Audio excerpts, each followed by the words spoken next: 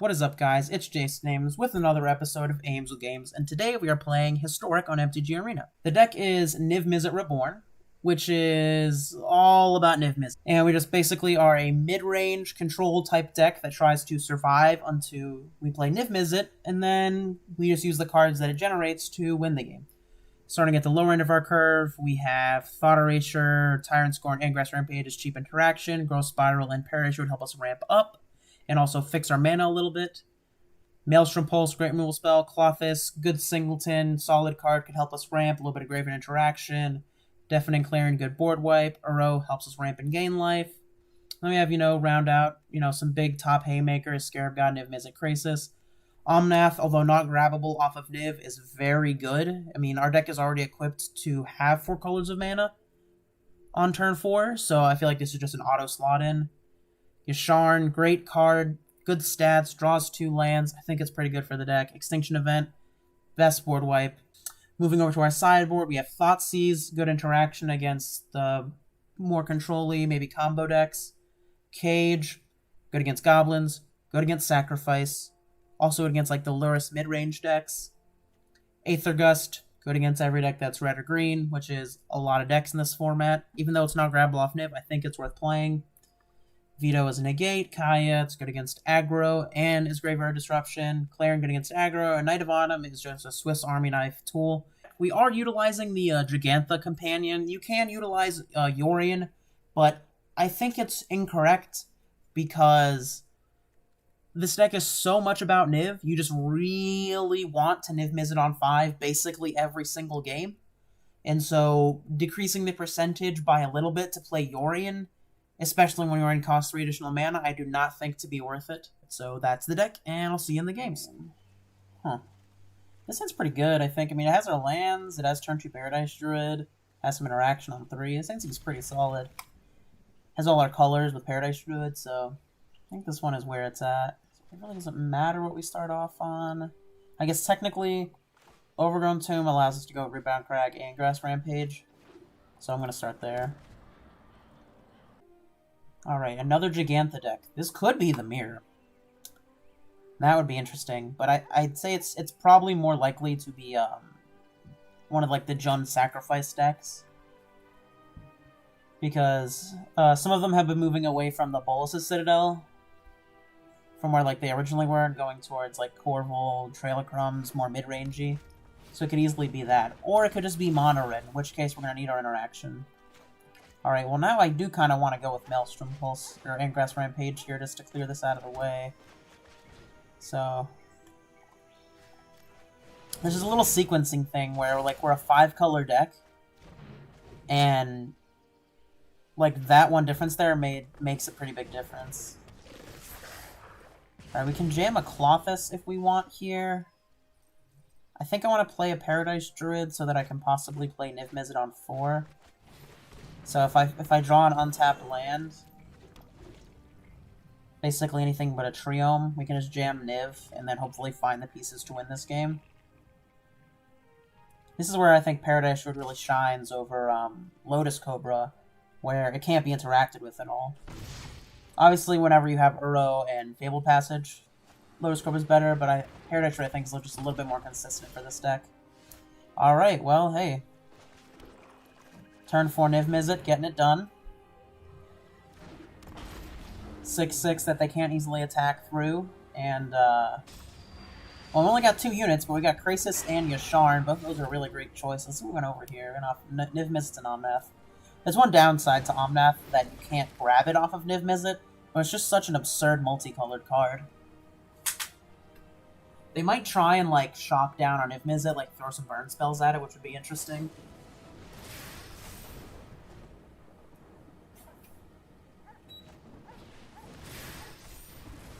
That is what they did. They double burn spelled it. Wow, so that really sucks.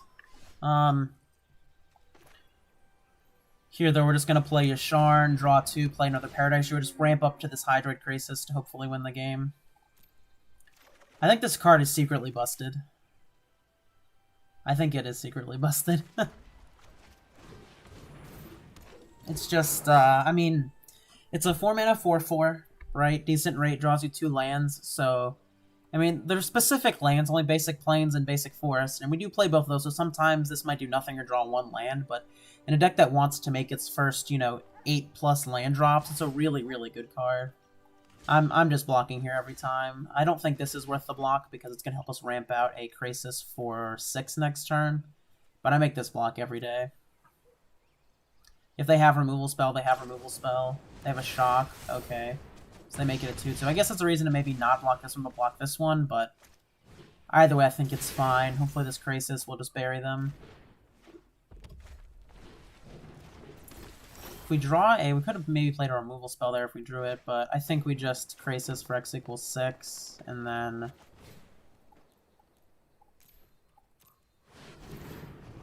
we can go from there. We have Uro, we have Scarab God. I think we have successfully stabilized here. We could theoretically get burned out, but this Uro is going to hopefully help us seal the deal here. Also, if we draw Omnath, it's just super busted. Play Omnath, play a land, gain 4 life. Yeah, if they're not attacking, then we're winning. Can we play and activate this? We can play and activate this, so I mean, it's not an exile, so yeah, we just always do that, right? I guess we actually let's play it slower and safer. Let's go for Maelstrom Pulse on the Viashino Pyromancers. Let's lay a Clawfist, which will generate some life gain and some value over the next couple turns. I guess we can also Uro here. We were just kind of like playing out our things without counting, but yeah.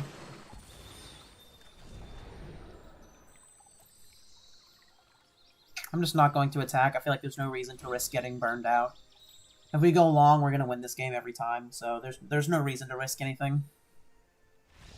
Yeah. I think with the better mana from Triomes, this deck is kind of similar to the Pioneer deck, where you kind of like beat up on the lower the ground aggro strategies. So this matchup, we're going to board on these Deafening Clarions. They're extremely burn heavy, so I think Knight of Autumn is just worth it as a 3-mana 2/4 that gains 4. And both Aether Gusts. Clunky cards are Thought Erasure is slow and clunky. Scarab God is slow and clunky. Krasis is good, but it's a little bit slow. We need to make 2 more cuts. Maelstrom Pulse is pretty slow too, so this might be the cut. 3 mana, 1-for-1 isn't great.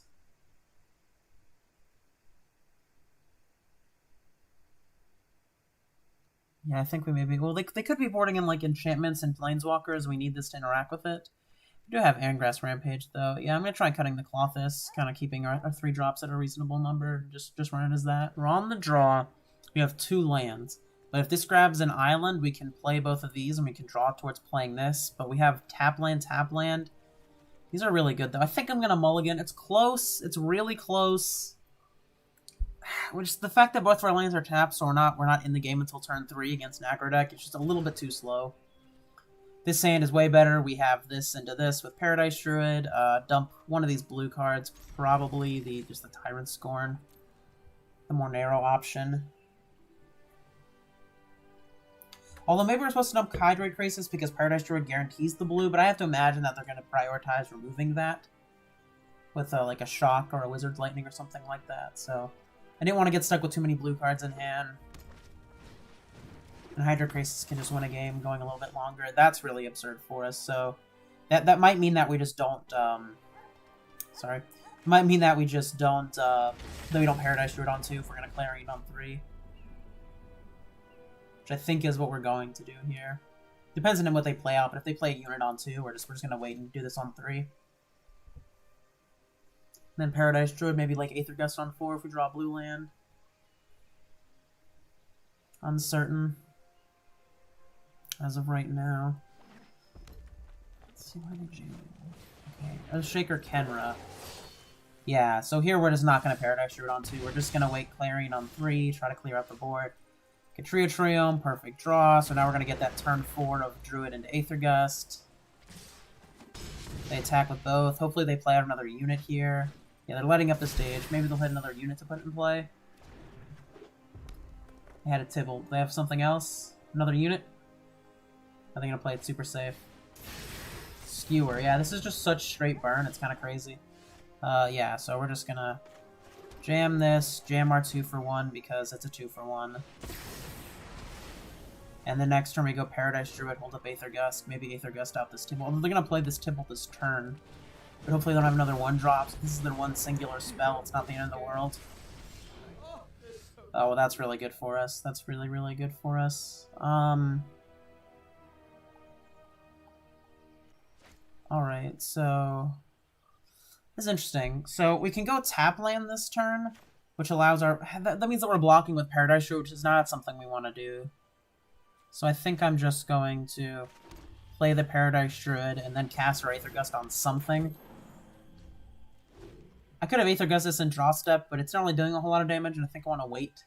If they play another big burn spell here or something, then I'm going to want to Aether Gust that. If they play a Chain Whirler, I'm going to want to Aether Gust that, so... I think I'm okay with this happening.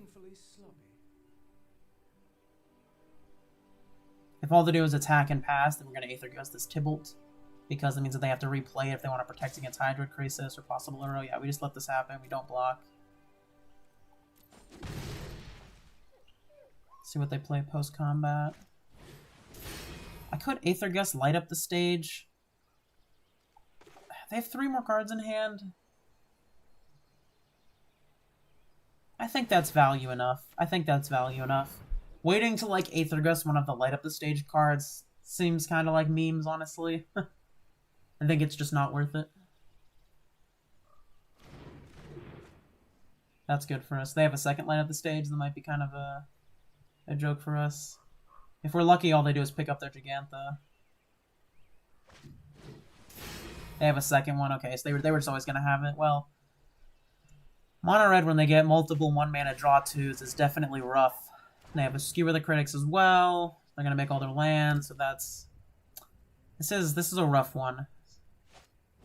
We did not Aether Gust the Tybalt, so they're gonna get to stop our Hydroid Crisis from gaining life. So here we're just on a wing and a prayer here on Niv.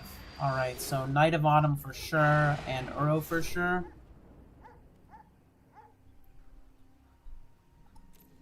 Grab those, and then next turn we can hopefully attack Niv, play 2 of these out to gain a bunch of life, and then just kind of get out of this little early burn range. Although this card is really busted. It's coming back as a 4/4 though, which Niv blocks, so that's good. That is if they want to do it this turn.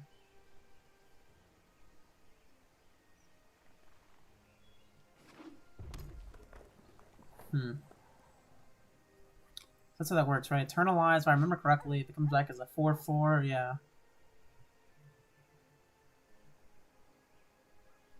Yeah, target with power less than or equal to. Yeah, so they can't stop our Niv-Mizzet. So if that's their play, I think we're pretty happy with that play.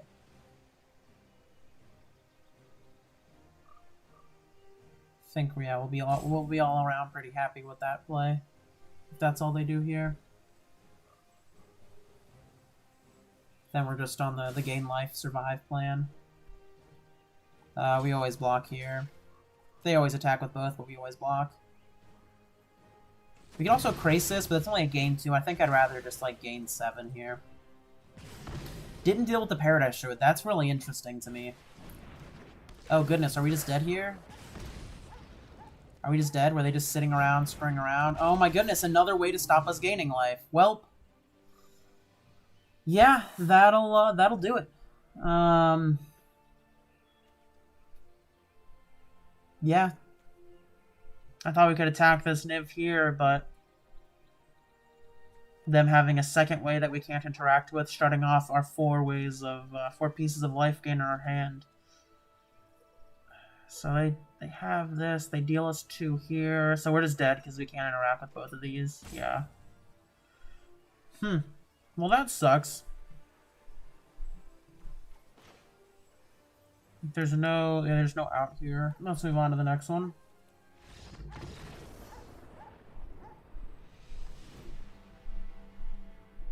Alright, well, let's do exactly the same thing this game. Maybe do we want a Kaya here? We probably do want Kaya, right? Interact with our cheap creatures.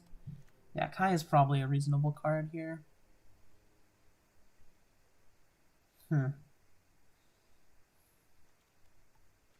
Crisis too big and slow? Probably not on the play, but on the draw it probably was. Now, what is Kaya better than in our deck currently? Maybe the spirals are just kind of awkward and slow, but they ramp us into these great cards up here. I don't know. I'll just trim a growth spiral. Don't tell anyone. We're on the play, which is the only reason I think that we can keep this hand, is because these are both really good cards in this matchup. And is this hand great? Could be a lot better. But I don't like to mulligan in Magic. Definitely don't like to mulligan in my 5-color decks. And if I have all 5 colors in my opener, then I'm just going to keep it. These are kind of awkward because it means that to play one of these on 3, we're going to have to shock, because this Sulphur Falls does not come into play untapped from this Indotha Trio or this Overgrown's Room. But we'll see what happens. This is the kind of hand you keep whenever you don't want to draw lands off the top. You just want to draw 3 or 4 spells in a row, maybe a 2-drop for 2. And just run it like that. Let's see what they have here. Do we draw a 2-drop on turn 2? We do not. We do, however, draw that, so that's really good. So we can go Sulphur Falls into Isolated Chapel Uro here. Ramp up a little bit, gain some life. Try and find something to interact with. That is overall a land that we did not want to draw, but what are you going to do? This is what happens when you keep 5 landers. They have Wizard's Lightning. They do, of course, because why wouldn't they have Wizard's Lightning? Another land, so we're facing maximum punish here. You know, this may have been a sketchy keep. Paradise Druid's, you know, effectively a land, not something we want. If we're lucky, we top deck Niv-Mizzet here, but 2 lands in 1 spell that's basically a land off the top is not something that we're looking for. We're going to keep a 5-lander, but live by the sword, die by the sword. Sometimes your opponent has double 1-drop wizard and double wizard into triple lightning bolts, and you had like 8 lands. Oh goodness. Okay.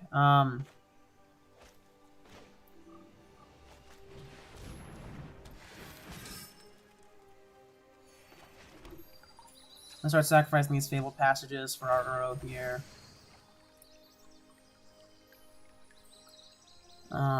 Grab a blue source. Jam a Paradise Druid.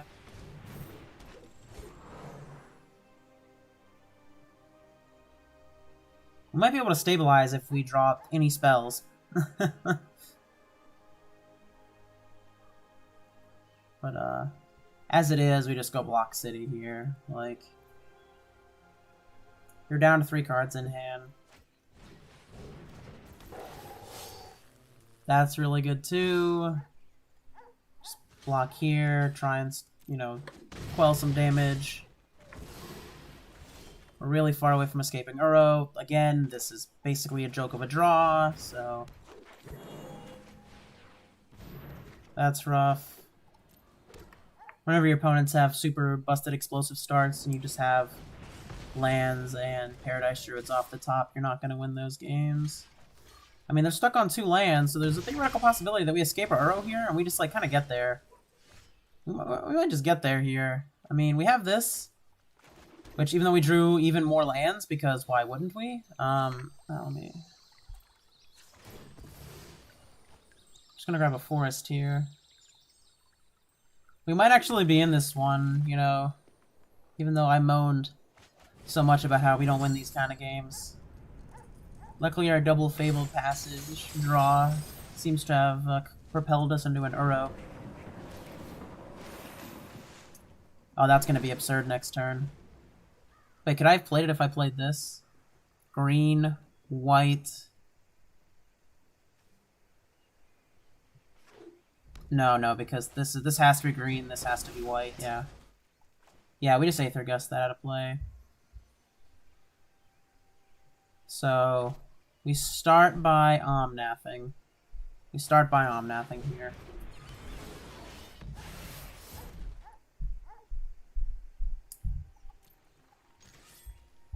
We attack Tibble, which just forces a block, which isn't something that we care about. We should have Aether Gusted first. I'm a genius.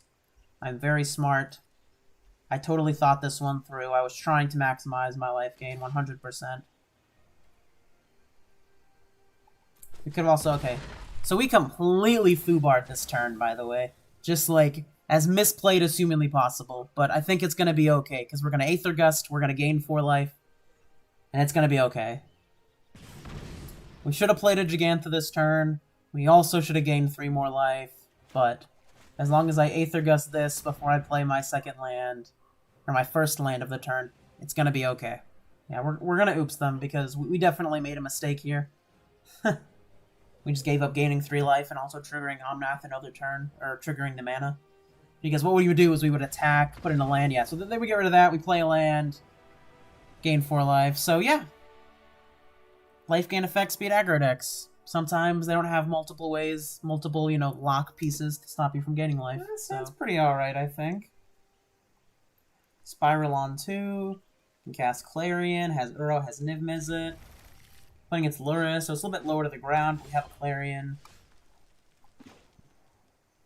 Yeah, we just start off on Adatha Triome here. So they start on Mountain, so they could be red-black Sacrifice, which is what it's looking like here. Oh, okay, or the red-black Pyro deck. Okay, well, Clarion's gonna clean up pretty well. We just shock in this Steam Vents to play out our Spiral here on our next turn. Yeah, we're just pass the turn. Yeah, we're just gonna play this on their turn. Our draws of both our blue-red duels and a basic mountain is really awkward, especially for trying to cast Niv-Mizzet, but it happens. That's a pretty aggressive spike field. That makes me think that they have another one, maybe to deal with this Uro, but I don't know that I necessarily care about that.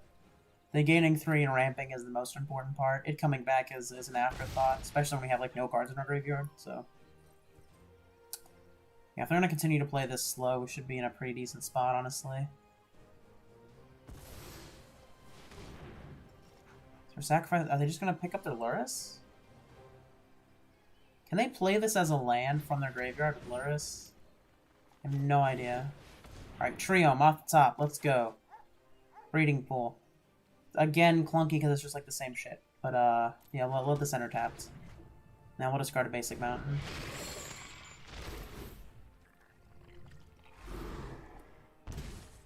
You got me, opponent. Yeah, Village Rites. Yeah, they do. That's hot. That's really hot. This Angrass Rampage does nothing. I don't think we need to Clarion here. I think we'd rather Uro. Really looking for black or white mana on more than one land. Well, there we go. There's that. So we get to Niv next turn. So that's definitely something. Yeah, they're pretty far away from Kroxa here, so hopefully this Niv will catapult us into the late game. We're down to 12. They have 3 in play. I guess it depends what they add to the board here. If they play Dreaded Arcanist, I think we're going to take it slower and play Clarion. Goodness, when are they going to ban Phyrexian Tower? It's so broken. All the good decks play it. It's just so absurd. It's so truly absurd. I'm just gonna discard this Angrass Rampage because they're like unpeasying us. I don't want to discard my land because we're a very mana-hungry deck. I'm just gonna let that happen. Another Village Rites. Well, congratulations to our opponent for just drawing the maximum grind as possible. They have a Claim Fame here. That would not be good for us. They do. Oh, they do. Yeah, of course they do. Alright, well, this looks really bad. I'm gonna discard our Forest here because I want our Clarion to wipe the board and turn after we Niv-Mizzet, so yeah, that's extremely rough for us. But such is life. Oh, this draws us a lot of cards. 3? That's a serviceable amount. Pulse answers these, which is good. Clothis answers Kroxa turn after they play it. Rats. Alright, so they're likely going to just Kroxa us here. And in that case, we discard... I don't even know what we discard here. Our hand's pretty good. Probably the Hydroid Crisis, because it's the slowest card.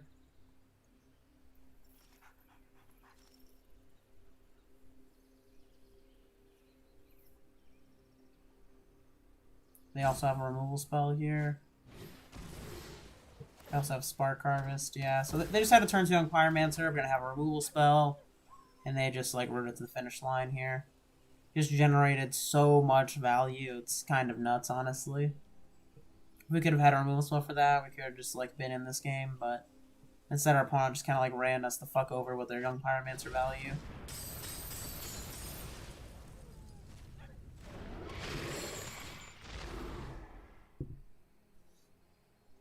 When will Phyrexian Tower go?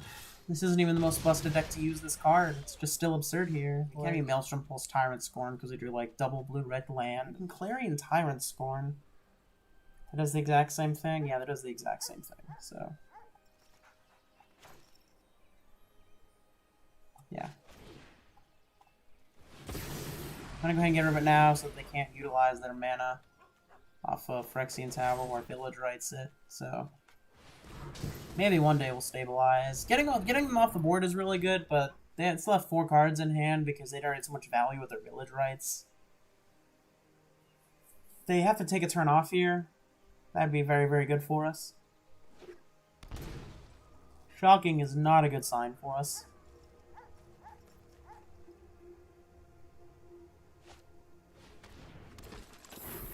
Is that the 3rd Claim Fame? I think that is the 3rd Claim Fame. Is that just lethal off the top? 3rd Claim Fame lethal off the top? Alright, cool, interesting. Triple Grafdigger's Cage in. Triple Grafdigger's Cage, I think the Auto Erasure is not good. So we're just attritioning back and forth. I think Clarion's pretty okay because it deals with Young Pyromancer and its board. Kaya's obviously great. I think Rampage is kind of awkward. But it does answer those really busted threats that aren't Young Pyromancer. It's probably just Spiral, though. It's not necessarily what we want to be doing on turn 2. We want to be Paradise Rooting. We want to be interacting. It's similar to Paradise Root, I guess, but it just doesn't help us guarantee the colors of mana. Like, as you can see, we're, like, really off by, like, 1 or 2 colors here and there, and just, like, having a Paradise Root on 2 is just, like, the difference. So, that's why I'm favoring it over the Growth Spiral. Alright, let's play first. Yeah, it's kind of awkward here, so we're gonna have to look at this hand. And, yeah, we keep these. Keep these, dump one of our lands. Which land? Probably the Steam Vents. No, actually it's the Watery Grave, right? Because we have blue and black here, so we don't need the Watery Grave. Yeah, and it makes our lands gonna play untapped a little bit, but I think I'm just gonna start out here. Like Chapel on 1. If we draw something, we can Steam Vents on 2. Thoughtseize, sure. Mulliganing against a deck with discard spells is super what you don't want to do, but we just had 2 lands that didn't really help cast our spells too much, so I think that one just had to be a mulligan. Take an on-math here. Alright, well now we get down the cage, which feels good. Just gonna play this and fetch a forest because it is our missing color. They have another discard spell here. They have Arcanist. Boop! Grafdigger's Cage, getting them. Feeling pretty good about that decision so far.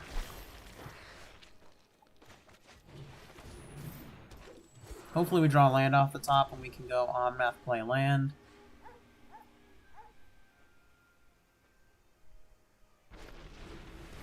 They have an Abrade! Oh my god! They are just blowing us up this game. Goodness.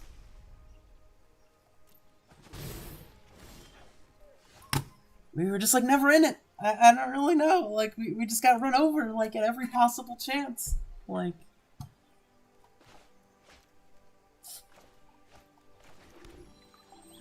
Guess I make this a 3-3 and I hope I can block. I don't know. I'm just kind of, like, flabbergasted. Blown back. Just how perfectly we were answered these 2 games.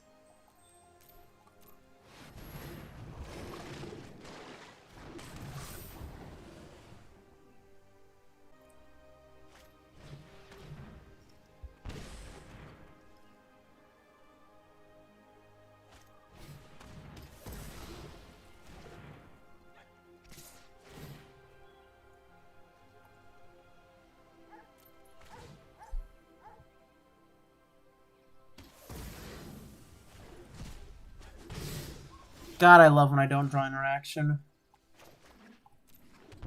God, I love when I top deck Niv-Mizzet after being Thoughtseize 3 fucking times.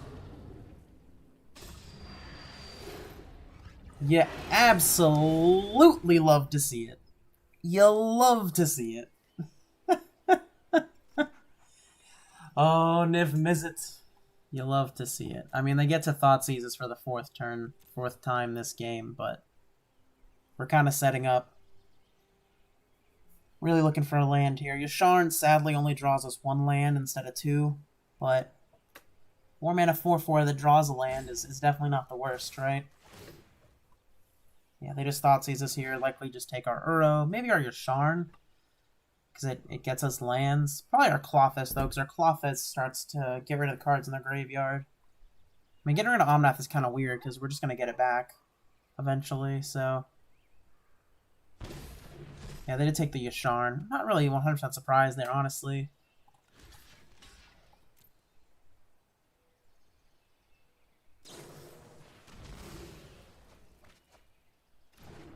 Maybe hopefully our Niv-Mizzet draw 5 here is gonna be enough if we're lucky.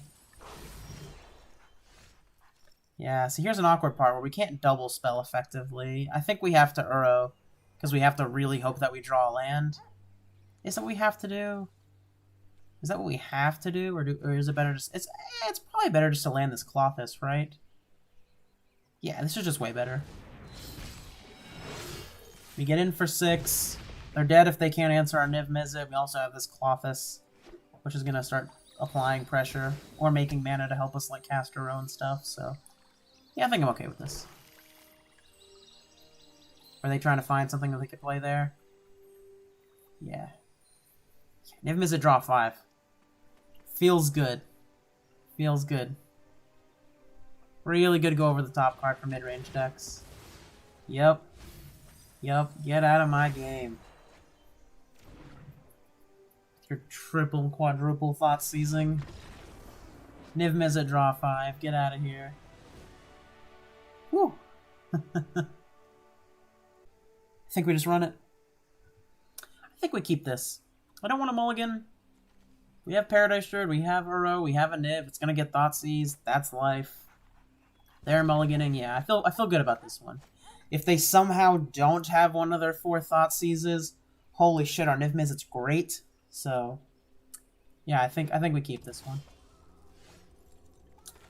Just play Overgrown Tomb tapped here, turn 1. We go turn 2 Paradise Druid, turn 3 Uro, turn 4 Niv, cross our fingers. Alright, interaction. It's not what we were going for there. But it's totally fine, because we're 100% going to draw interaction off the top of our deck for their Young Pyromancer.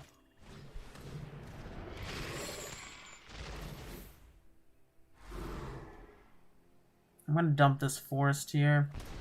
I think with our double land and this Uro, we can do that. Now, is that the most greediest thing you've ever seen? Plausibly, we should just dump our Hydroid Krasis, but I don't want them to Thoughtseize us and us just have no gas. So, I'm going to do that. If I draw no more lands, it happens. Definitely not blocking here. I'm going to play this land because I don't want them to removal spell our Paradise Druid. Now if we draw a Triome, we're going to feel bad. If we draw anything else, we're going to feel pretty good.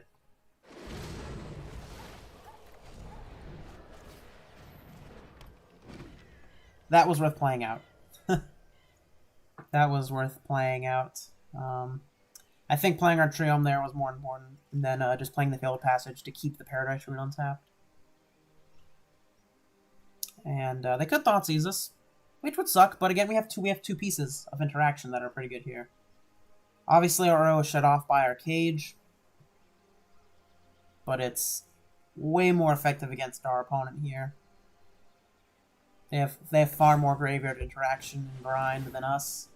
Claim the Firstborn. That's a card that you're keeping in against? I guess that's a card you're keeping in against me, right? We have Uro, so you keep in Claim. It just really sucks if they have a way to sacrifice my Paradise Druid, which I imagine that they do. And that's why they claimed it. But if this turn does not involve a Thoughtseize, We could just win this game. I mean, if they have Village Rites Thoughtseize, that's about the best possible 2 cards they could have here. Are they trying to claim their Kroxa? Is that something they're trying to do here?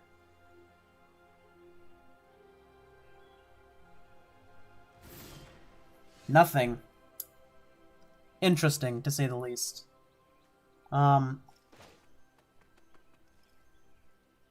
Yeah, I'm just gonna fetch a Plains to keep our Paradise Root untapped.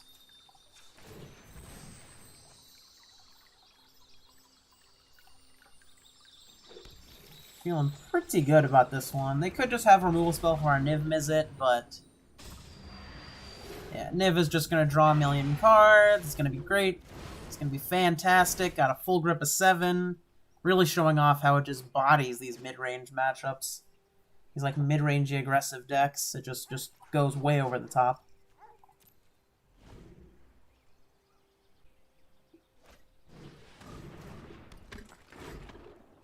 They have a discard spell for our Clarion. Okay, that's why they're doing that. I mean, we have Maelstrom Pulse, so we kind of don't care. Like, they either take Pulse or they take Clarion.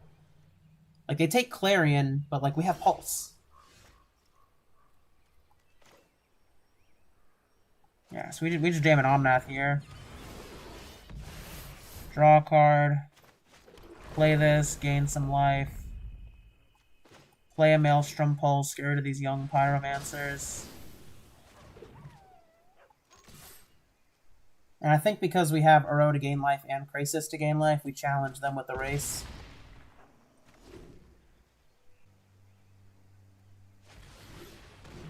Yeah, they're just too late here, I think. I think they're just far too slow. Sadly, we didn't. So now we just get back our Uro, right? We just you know, fight back with some value here. Let's think. What are our ways to win this game?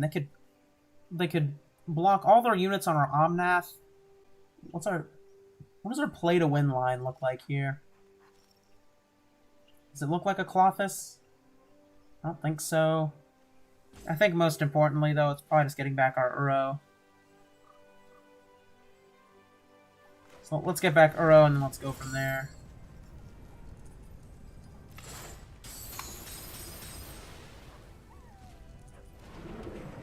I mean, it was really clunky, awkward mana, but I think it's fine. Well, that was definitely not what we wanted to draw, because now we can't play any of our spells here.